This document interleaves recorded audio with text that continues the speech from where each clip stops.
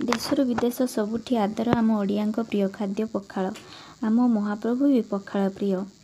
तांको पाखरे दही पखाल लगी होता है। से ओडिशार परंपरा और संस्कृति सहित पखालर संपर्क नियारा। जय जगन्नाथ। आशा करछि समस्ते भलरे थिबे।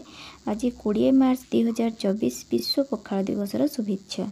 समस्ते पखाल दिवस पालन करने को विभिन्न प्रकार तिण प्रस्तुत कर व्यस्त थिबे। ताहले आपण आज केउं प्रकार पखाल खाउछंती? गरम पखाल, सज पखाल, बासी पखाल, दही पखाल, लेंबू पखाल, टबा पखाल ना जीरा पखाल?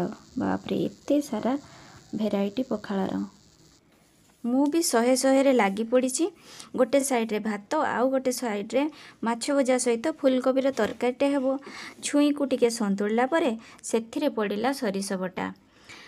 तो पितारे कौन आइटम करी बोली भाबुची? कलरा ना पितागिमा? पितागिमा फ्रेश अच्छी आउ 2 दिन रही जिवो, किंतु कलरा को प्रथमे सारिवार अच्छी। कहीं ना कलरा 4-5 दिन है आसिलानी आउ बेसी दिन रखिले ताकू नष्ट हो जिवो आ सी फिंगारे जिवो। तो एठी माछ तरकारी पूरा रेडी, ता सहित कलरा चिप्स भी, तापरे अच्छी कदली भजा, बैगण भजा, सबू तेलरे छणा। आज पूरा रिच खाइबा। अवश्य स्वामी पाखरु नेगेटिव किसी शुणी नाही, नहेले से कही थांते खाली तेल खुआउज। एक्चुअली तांको ऑयली फूड खाइबा को मना अछि।